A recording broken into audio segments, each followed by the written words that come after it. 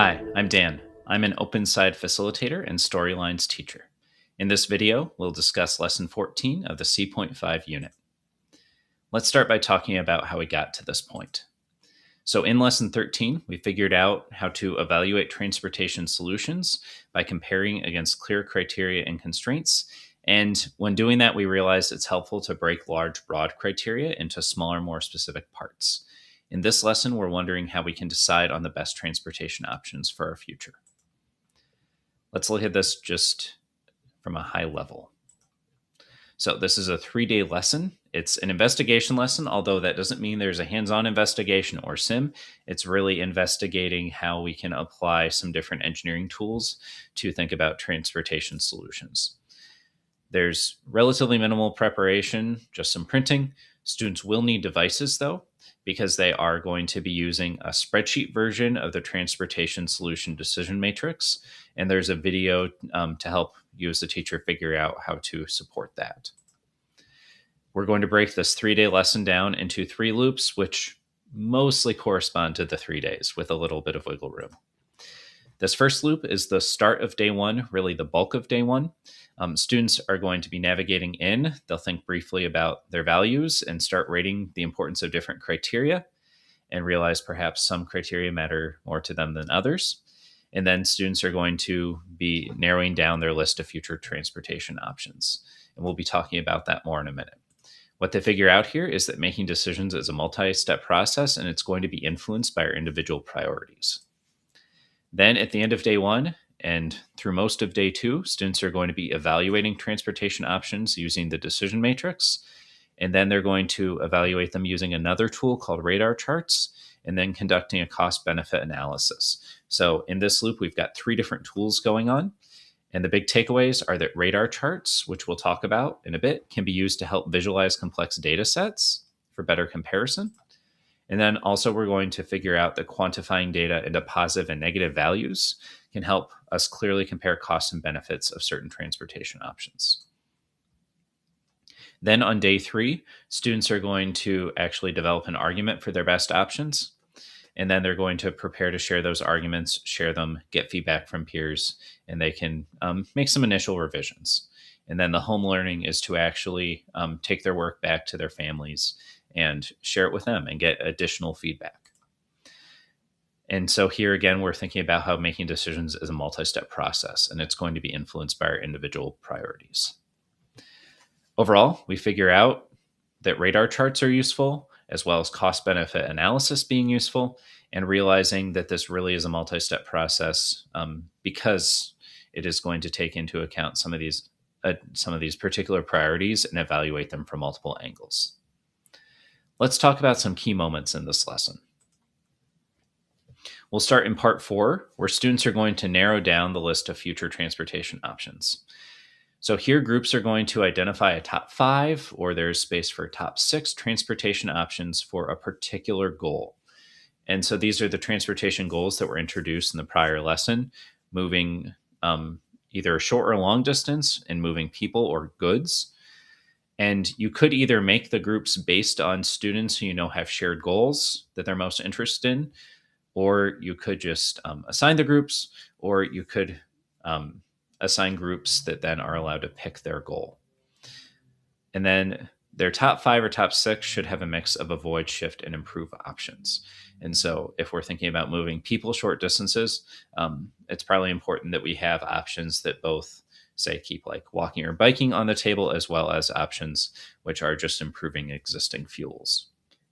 Then in parts 5 and 6, students are going to evaluate transportation options using their decision matrix. This is a spreadsheet version which you're going to help prepare in advance based on what students figured out in the prior lesson. And then this is going to be focused on their top 5 or options, or there is room for a 6th. The subcategories from lesson 13 can support the reasoning in each category. And the reason for using the spreadsheet is it's going to help us automatically make radar charts. Those will be off to the side as students work, but we can ignore them in this part because students will have a chance to think about them more deeply shortly. Then in part 7, Students are going to evaluate their options using the radar charts. It's hard to make sense of all these different numbers at once, right? If you just look across a row at the categories of criterion constraints there. So radar charts are a tool that's going to help us do that with a quick visual. And so you'll see a bigger area means better ultimately, but they don't really capture our values. And you can see that here. I did one for gasoline, and I can say, okay, we have the infrastructure for it, so I'll rate it highly on that. And we know it releases a decent amount of energy, and it's relatively cheap, at least at certain times. Unfortunately, gasoline powered vehicles have some safety concerns. So I put that more in the middle. And environmentally, there's a lot of problems. So I gave that a low rating.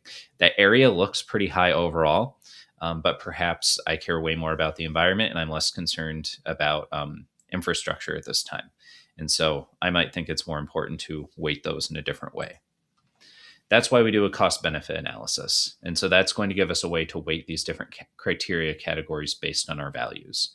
And there's a detailed example in the student materials. If students make different categories than what's listed here, that's fine. You might just need to help them adjust the specific example they have to their context. You could also use the Google Docs to make your own version of the handout if you wish, that uses students' actual categories of criterion constraints they came up with. Then in part 9, students are going to develop an argument for the best options. Now, options here is intentionally plural because students are asked to identify their top 3, recognizing that any transportation goal is probably going to have a mix of solutions that work best for it in either different scenarios or just to give people options. And so they're going to have a nice long cycle with this to share this argument with their peers, get feedback, revise, and then share with a trusted adult in subsequent parts of the lesson on day 3. And this is really intended to be a formative assessment. This argument is, and that's in preparation for a final design proposal in lesson 15. So in lesson 15, students are going to use a lot of these same ideas again, but they're going to draw on all the feedback they've had so far to leverage a different engineering practice to develop their final proposal. And so from here, we have our arguments. We've tested them with different audiences, so we want to take that feedback and make our final proposal. Let's talk about some tips and tricks. So first of all, take time for yourself and take time with students to sit and make sense of the different tools. There are several in this lesson, but luckily there's some resources to support that. First, there is the teacher-facing video that teaches you how to modify the decision matrix spreadsheet. It also talks a little bit about the radar charts. We want that spreadsheet, though, because it makes it easy to make the radar charts. We determined it was not necessarily worth students' time to try to create that on their own. However, if you thought that was valuable for them to learn to use a spreadsheet in that way, that's something you could choose to do in your context.